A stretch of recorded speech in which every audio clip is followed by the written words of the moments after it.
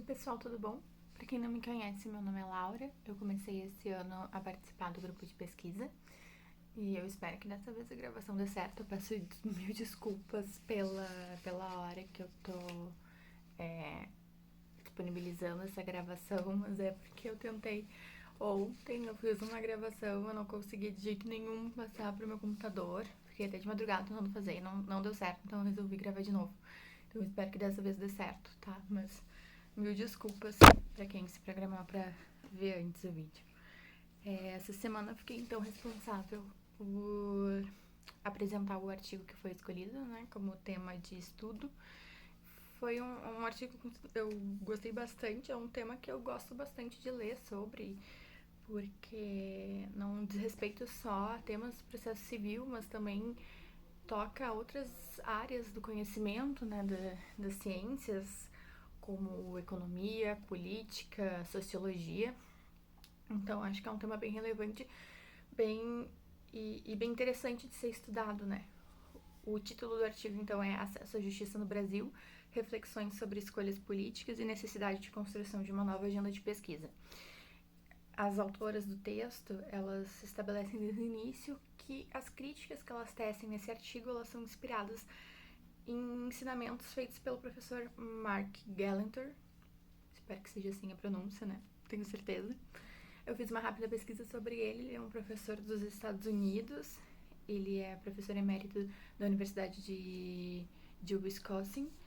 É um professor de Sociologia do Direito e tem pesquisas bastante relevantes nessa área da distributividade do acesso à justiça.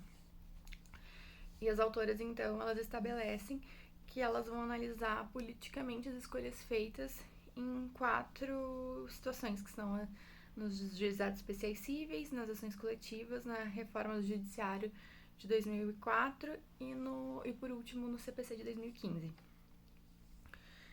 E desde o início fica claro, assim, que elas vão um pouco no contrassenso do que a maior parte da doutrina estabelece, né, que é o que se tem normalmente, pelo menos o que eu tive nas minhas aulas e nas leituras, é que normalmente se estabelece uma correlação de causa e efeito entre o acesso à justiça e a litigiosidade em massa. E elas tentam buscar um contrassenso para isso. Então, elas partem da hipótese de que os indivíduos e os grupos que estão à margem do sistema, eles deixaram de ser presentes nas decisões políticos legislativas dos anos 90 até a nossa nova lei processual, que é o CPC de 2015. Então, o que antes era uma preocupação, agora passou a ser essa questão, né, do acesso à justiça e, enfim, passou a ser uma não questão, como elas estabelecem. E essa hipótese, ela é confirmada pelas autoras. Então, o capítulo 1, ele ele começa estabelecendo as premissas que foram trazidas pelo professor Mark Gallenter no tocante à redistribuição do acesso à justiça ante o desequilíbrio de poder entre os litigantes. As autoras, na minha leitura, elas falam em uma premissa, mas eu entendi que são 2 para elaborar todo o estudo delas. A primeira premissa seria de que o acesso à justiça, ele parte de escolhas políticas distributivas, porque nós empregamos recursos finitos, né? Nós temos tempo finito, dinheiro finito, pessoal finito, temos recursos escassos, e nós empregamos, então, esses recursos finitos na forma que nós alocamos, é uma escolha política, né? E, enfim, né, estabelecer quem recebe o recurso e quem não recebe é uma escolha política. E a segunda premissa, que conversa com essa primeira, é de que o acesso à justiça ele é sim um direito social e que demanda prestações positivas do Estado, ou seja, demanda um fazer, uma ação do Estado. E que garantir isso para todos seria inviável. Garantir uma prestação positiva do Estado para todos, né, seria inviável. Então, elas esclarecem que os estudos dela partem de análise documental sobre a distributividade do acesso à justiça nas leis que foram promulgadas. E E deixam claro que o problema seria realmente aquele que eu falei no início, de que os indivíduos e os grupos marginalizados, que estão, né, à margem, que não têm acesso ao poder judiciário, eles deixaram de ser pauta. E o emprego desses recursos, eles têm sido destinados a quem já está tendo acesso ao poder judiciário.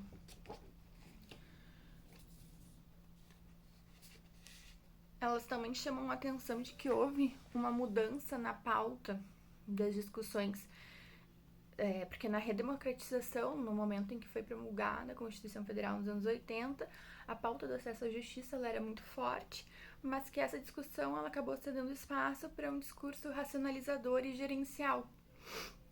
Então, fica na minha interpretação, ficou estabelecido um contraponto, um antagonismo entre a eficiência e eficácia e o acesso à justiça, a redistribuição, enfim, e a inclusão. Porque o foco das discussões, das pautas, ele passou a ser meramente de redução do número de processos e então inviabilizou essa pauta da redistribuição, enfim, do acesso à justiça redistributiva. No capítulo 2, elas tecem uma crítica ao marco teórico do acesso à justiça no Brasil, que é o Projeto Florença. O Projeto Florença é um estudo que foi feito a partir das ideias do Mauro Capelletti e do Brian Garf, em 1978. E a crítica delas é que o diagnóstico que o Projeto Florença estabeleceu no tocante ao acesso à justiça, ele levou em consideração dados da década de 70, que já estariam ultrapassados, e além disso, dados que não dizem respeito ao Brasil, e sim a uma realidade europeia. Então, no Brasil, o acesso à justiça ele é tido como um direito social previsto na Constituição Federal, que foi promulgada em um período de redemocratização. É importante que a gente tenha noção histórica, né, desse período, porque até então, até a promulgação da nossa Constituição, o poder judiciário ele era tido como inacessível, né, um poder distante, em razão da ditadura. Então, a nossa previsão legal no nosso ordenamento do acesso à justiça é que nenhuma lei excluirá do judiciário lesão ou ameaça do direito. E ele foi lido como um ideal universalizante, ou seja, de que todo mundo igualmente teria direito de acesso ao poder judiciário.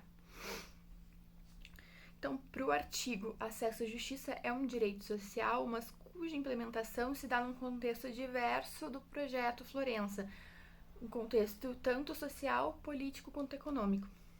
E como todos os direitos que demandam uma ação positiva do Estado, ou seja, uma ação, um fazer, ele não é plenamente universalizável. Que eu faço um paralelo, por exemplo, se a gente pegasse o direito à educação e o direito de se ter vagas em creches para as crianças, por exemplo. Se todo mundo demandasse do Estado essa prestação positiva de que o seu filho, né, pequeno tivesse uma vaga em creche, inclusive classe média alta, 1% dos mais ricos, se toda a população demandasse uma vaga em creche, seria impossível para o Estado atender todas essas pessoas. Então, é justamente isso que trata, né, a justiça redistributiva, é tratar, né, desigualmente os desiguais na medida das suas desigualdades. E as autoras, então, elas estabelecem que a escassez desses recursos é que pauta, então, o desenho das instituições e da legislação processual também. E aqui elas tecem um comentário que eu concordo bastante, que é que a ideia de que o processo civil ele não é uma ideia a ideia de que o processo civil ele não é uma ciência neutra, né? Ele também está sujeito aos interesses de grupos, enfim, econômicos, grupos políticos, e ele está sujeito também a escolhas políticas.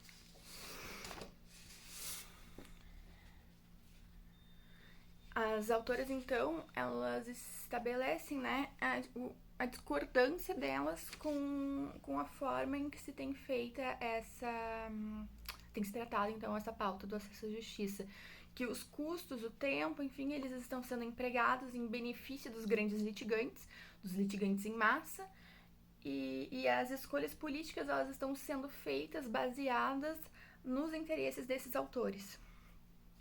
E a proposta delas das autoras, é que sejam feitas escolhas redistributivas, priorizando dar acesso aos que não têm, em detrimento dos que já se utilizam das cortes, dos que já têm acesso às cortes. E aqui fica um questionamento, né, que eu pensei lendo o texto. Será que é o acesso à justiça que gera a litigiosidade, ou será que é a má prestação de serviços das empresas, enfim, instituições que estão presentes na maioria, né, dos processos que tramitam aí? Será que é a má prestação de serviços deles que não gera litigiosidade em vez do acesso à justiça?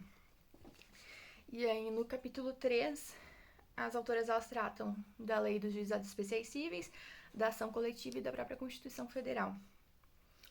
Elas dizem que a pauta do acesso à justiça ela surge aqui no Brasil não pela crise do Estado Social, mas pela abertura política que se deu depois da ditadura e pela ascensão dos movimentos sociais. E nós passamos, então, de um modelo liberal individualista durante a ditadura militar para um modelo neoliberal e de abertura de mercado. Nas páginas 8 e 9, mais ou menos, ali, elas reproduzem a exposição de motivos da lei de criação dos juizados especiais, que hoje é juizados especiais cíveis, nos anos 90 era juizados especiais de pequenas causas, e na própria exposição de motivos diz ali que eles foram criados para as pessoas humildes, sem condições, desprovidas de capacidade econômica para enfrentar os custos e a demora da justiça comum. Sei que no grupo tem bastante gente da graduação, né, que talvez ainda não tenha tido contato com um juizado especial civil, mas diferente da justiça comum, os jefes, enfim, JECRIMs, eles não têm custos iniciais, custos finais, não tem sequer, até 20, a causa de até 20 salários mínimos, tu sequer precisa contratar um advogado, tu pode chegar no balcão ali, escrever a tua petição, escrever qual é o litígio que está ocorrendo, e no primeiro grau, né, as únicas custos que tem são os custos recursais. Se tu realmente quiser ir para as turmas recursais, aí sim tem a questão das custas do recurso nominado, mas que se tu pugnar pela JG, tu também não precisa pagar. Então, via de regra, não tem perícia, porque são causas de pequena complexidade, né, causas cotidianas, que ficavam, então, excluídas do Poder Judiciário, da análise do Poder Judiciário, e até as autoras, né, trazem que essa não resolução dos pequenos conflitos, ela gera uma tensão popular, e então realmente super acessível, assim, o juizado especial civil. Foi realmente pautada nessa ideia de facilitar o acesso à justiça do cidadão comum, né, removendo esses obstáculos de custos e de lentidão.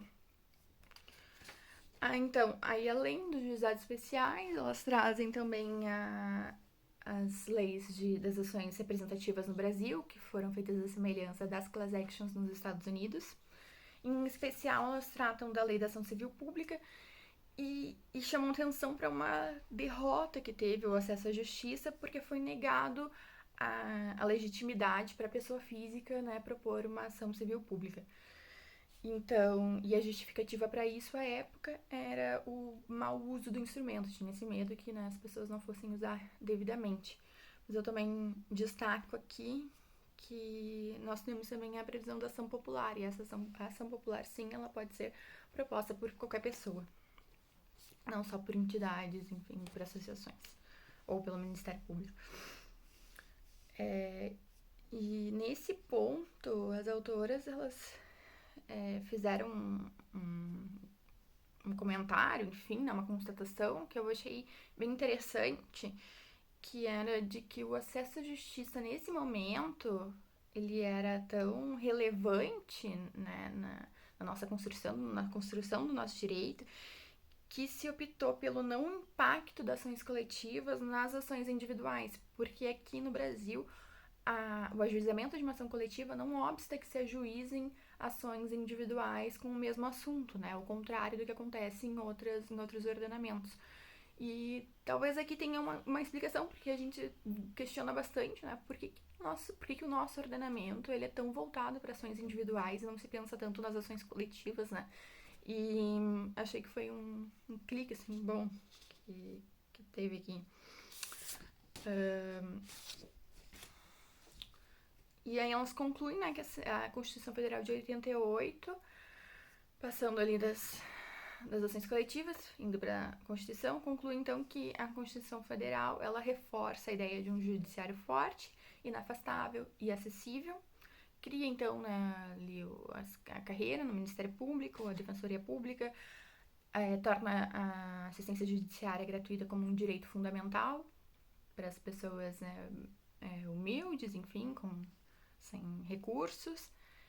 E tem essa pauta redistributiva é bem forte ali. Então, em conclusão, era isso. Nos anos 80, a pauta da justiça redistributiva era forte, mas ela perdeu o fôlego e se tornou agora um discurso de gerenciamento de processos. No capítulo 4, as autoras elas tratam sobre a morosidade e trazem, então, a emenda constitucional 45, de 2004, que tratou da reforma do Poder Judiciário. E aqui elas estabelecem que teve uma derrota na pauta redistributiva do acesso à justiça, que foi justificada por uma suposta crise do Poder Judiciário. Então, essa emenda constitucional, ela teve, enquanto estava em discussão, tiveram 3 visões preponderantes.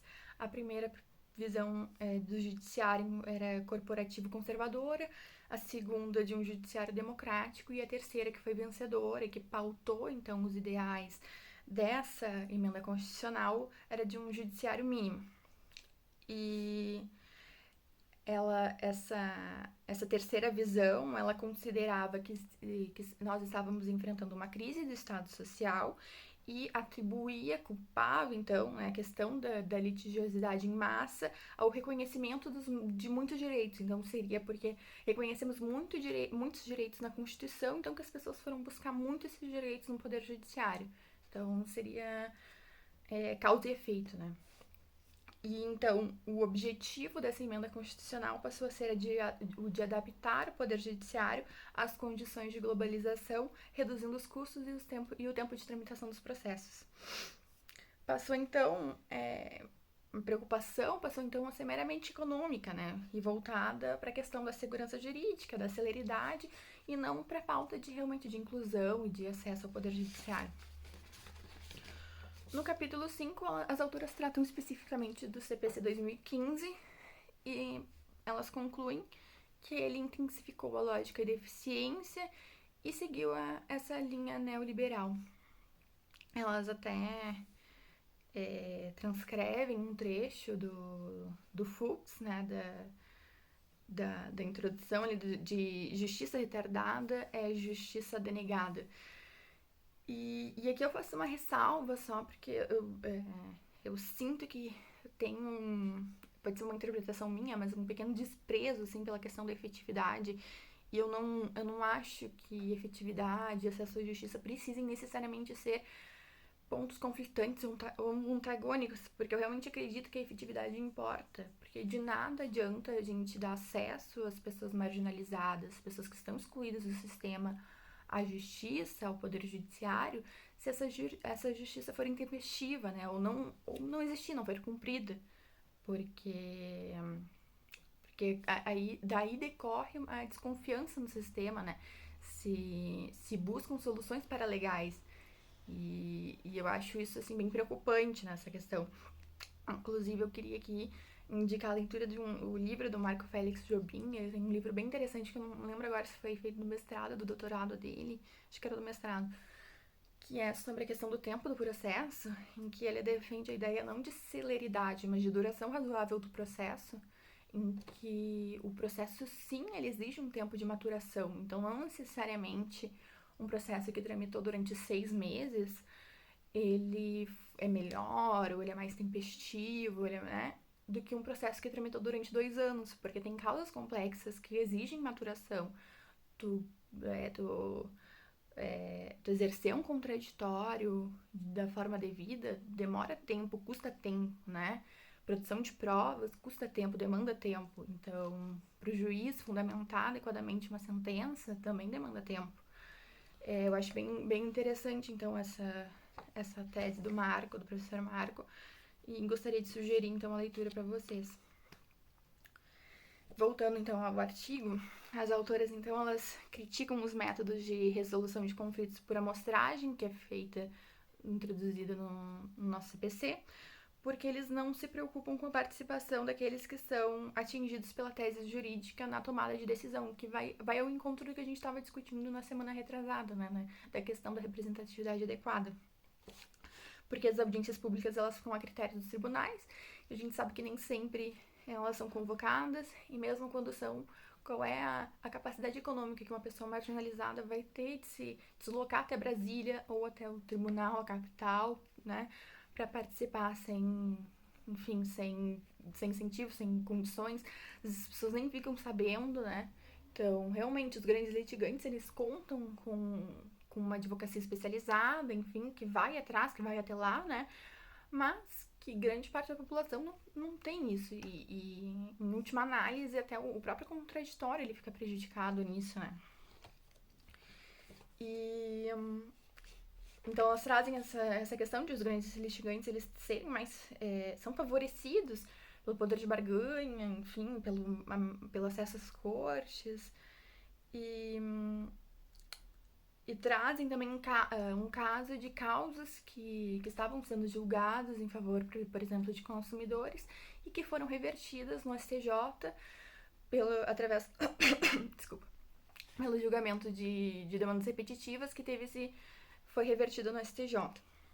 Aí, por fim, no capítulo 6, elas fazem a conclusão de que o acesso à justiça ele está sendo redistribuído justamente para quem já tem acesso a ele, não para as pessoas que estão marginalizadas à margem do sistema. E elas sugerem 3 soluções. A primeira que seria o aprimoramento dos canais de escuta, que sim, é uma solução, mas elas não indicam de que forma, né? Não foi muito bem colocado de que forma seria para fazer isso. E a segunda e a terceira solução, que eu acredito que são mais viáveis, que é o fortalecimento das ações coletivas, que eu concordo bastante. E, por fim, a adoção de técnicas para desjudicializar demandas. Elas sugerem os punitive damages, né, que seriam os danos punitivos, que aqui não se tem previsão no nosso ordenamento, que seria, além do juiz arbitrar uma indenização na medida do dano causado, também aumentar esse valor de condenação para punir o agente, para que ele não repita essa conduta. Seria uma medida educadora, então, né? Que é uma medida interessante. E eu também acredito que dentro desse tópico, as próprias empresas, muitas delas, elas já estão, alguns dos grandes litigantes, elas já estão tomando medidas para não levar disputas ao Poder Judiciário, como, por exemplo, é o caso do Mercado Livre, que recentemente criou uma plataforma eletrônica ali para resolver os seus problemas diretamente com os consumidores, sem que eles tenham que adentrar o Poder Judiciário, em função, né, do custo, da demora, enfim, de toda aquela questão. Então, às vezes, tem, né, alguns, por incentivos, estão buscando soluções alternativas. E eu fiz uma rápida pesquisa, um estudo sobre o tema, né, para complementar a minha fala. Inclusive, eu tive uma aula uma vez com o professor Luiz Mumbier, e ele tem uma visão, ele fala bastante sobre essa questão do acesso à justiça, mas ele traz realmente a visão que é criticada pelas autoras, uma visão bem liberal, que eu tento a discordar também, mas que eu acho que é sempre bom a gente escutar os contrapontos para afirmar, né, o nosso entendimento. E na aula dele, inclusive, assim, ele traz que a gente tem, né, 78 milhões de processos em tramitação no Brasil, e chama atenção também para o fato de que 65% dos recursos especiais e de competência originária do STJ, eles têm algum polo da disputa, seja no ativo ou no passivo, ou como interessado, a fazenda pública, ou seja, o Estado ele também é um grande litigante. A gente não pode abstrair disso, que sim, a gente tem esse problema na iniciativa privada, mas o Estado também é um grande litigante. E um dado que vai ao encontro daí do que as autoras estão falando no artigo, de que 67% dos recursos do STJ são protagonizados pelas mesmas 10 partes, ou seja, existem 10 pessoas jurídicas, entre elas o Estado, que protagonizam 67% dos recursos, ou seja, que tomam 67% do tempo e dos custos do STJ, né? Então, se a gente parar para pensar realmente, né? As cortes, elas estão paradas, centralizadas, resolvendo disputa de 10 pessoas, e não da população em geral, né? E, por fim, sobre a questão da redistributividade, eu concordo, eu acho que, na verdade, ela também tem um outro ponto de que ela está sendo mal empregada muitas vezes, principalmente a questão da JG. Muitas pessoas, isso eu falo assim por experiência própria empírica, assim, de ver, muitas pessoas de classe média alta, elas se aproveitam dessa JG, que teoricamente seria destinada a pessoas de recursos escassos, né? A gente não tem essa quantidade de pessoas que litigam com a JG, a gente não tem essa quantidade de miseráveis no Brasil, apesar de sermos um país, né, de uma desigualdade descomunal. Enfim, acredito que esses recursos estão sendo mal empregados, usados pelas pessoas erradas, né? Não estão sendo destinados pelas pessoas corretas. Inclusive, eu encontrei uma nota técnica, número 22 de 2019, feita pela Justiça Federal, em que se calculou que em algumas das regiões chega a ser mais de 30% as causas que tramitam com a JG. E foi bem interessante essa nota técnica que eu posso disponibilizar também, de que de como a JG ela é deferida, né, pelos juízes, não se tem bem certo um parâmetro, porque basta tu se declarar vulnerável o suficiente, que essa declaração tem uma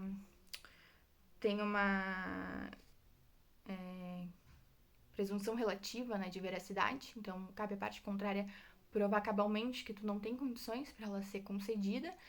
Isso gera, né, custos enormes para o país, inclusive o que se tem é que essas pessoas que indevidamente recebem essa assistência, muitas vezes elas ajuizam ações infundadas, completamente infundadas. Por exemplo, eu cito aqui um caso de uma pessoa que eu sei, que eu trabalhei nesse caso, uma pessoa que ela buscou reparação por danos morais, porque o iPhone dela veio na cor errada, veio rosa e era um homem, então ele queria 10 mil reais de indenização. Enfim, eu sou muito favorável à concessão de JG e a existência dos juizados especiais. Não acho que seja essa litigiosidade seja decorrente do reconhecimento de direitos sociais. Eu acho que nós temos que reconhecer os nossos direitos sociais, mas também acho que tem um mau emprego desses custos finitos, dessa capacidade econômica finita do Estado na destinação dessa gratuidade. Enfim, espero que dessa vez dê certo, que tenha ficado tudo claro. E é isso, pessoal. Boa tarde, bom dia pra vocês.